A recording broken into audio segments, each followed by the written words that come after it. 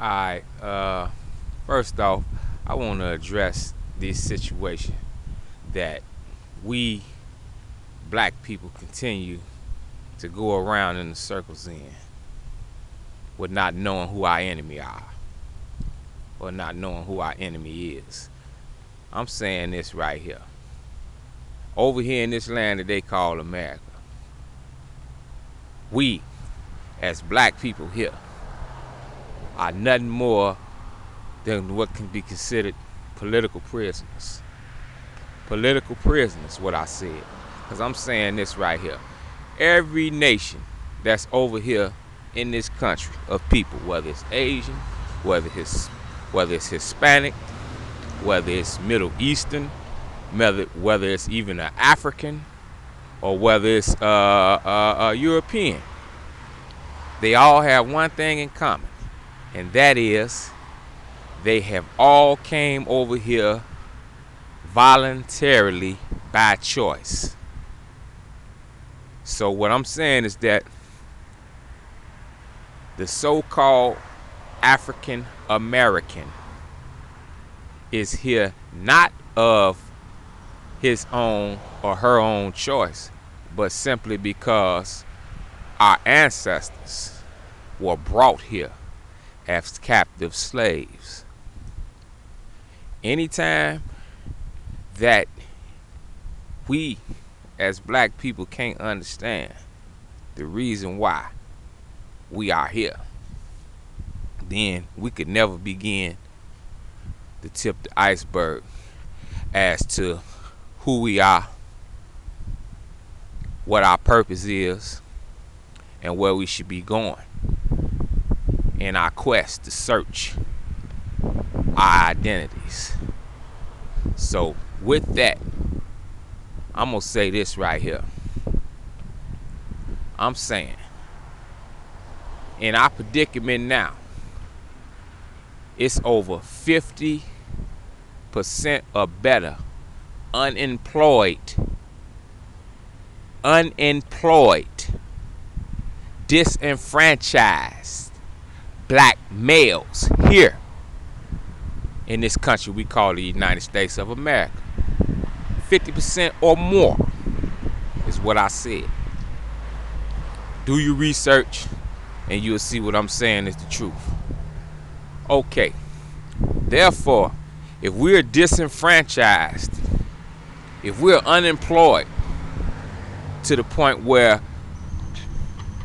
we have no other avenue but to do something that would be considered a civil crime or a criminal act in order to make $1 so that we can pay our rent, so that we can buy our food, so that we can clothe ourselves, just for the bare necessities of what it takes to survive.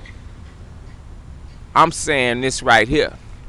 If it's gotten to that point and still we as a nation of so-called African Americans still can't wake up and figure out that something's terribly wrong with our conditions and with our situation, then I don't know what more I can say or stress to even bring about a good understanding with y'all. Because I'm saying this right here. It's going to always be said that we are making up excuses. You know, that everybody can come here, everybody can get ahead. I'm saying, and that's the truth, everybody can come here to this country called the United States of America and get ahead, except for the black male. Except for the black male who's here already. I ain't talking about the black African male who come from the motherland, because they come over here and they get all kind of subsidies. You know what I'm saying? They come over here and they get all kind of opportunities that we as so-called African Americans who've been here can't get no kind of way. Okay, but what I'm saying is this right here. We have to wake up and come out of this slump and come out of this state of confusion, because the more we stay asleep and the more that we engage ourselves into this state of confusion, the more worse off and the more chaos that continues to be generated amongst our rank and files. Okay, really I didn't even intend to start off on this particular subject topic. Really my subject and topic had to do with the black woman. That's really what my subject and topic was, because I'm looking at these videos with and not just the videos, I'm out here in the streets, I see it every day, all day, but I'm looking to the point where these black women have so much sold us out as a race. You understand what I'm saying? Because the reason I say that, and not because I'm hating on no black women, but I hate what they do, but I don't hate on them as a person. I hate what they do and what they stand for. I'm saying, from the way I see it, the black woman has the same mindset as the white male. And I'm going to say it again. I said, from the way I see it, the black woman has the same mindset as the white male. It's almost like they identical in beings. It's almost like they're identical beings, one accountable to the next. And that's just being real. Because what's the first thing you hear him say? What's the first thing you hear him say?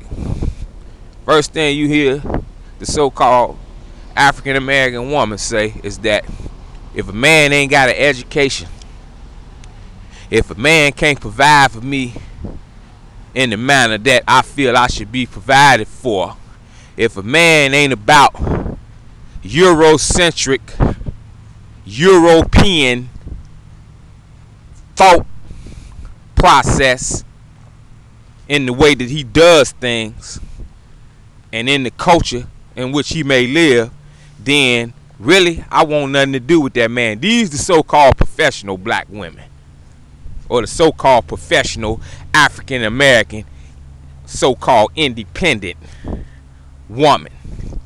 It ain't the 90s no more, so we're gonna say of the new millennium. Okay, but what I'm saying is this right here. Even though these same individuals always barking and talking about what the black man ain't capable of doing, what he never does, you understand, she has to bear in mind that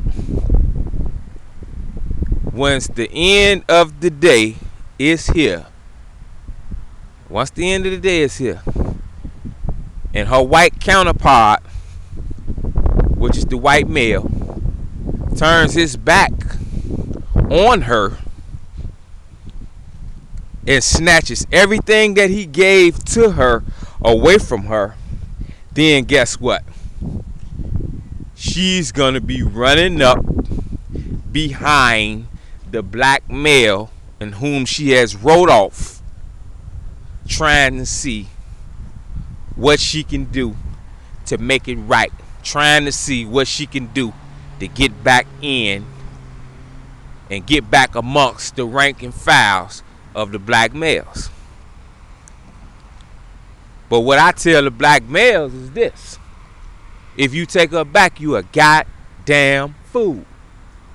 And I'm gonna repeat it again. If you take her back, you a goddamn fool.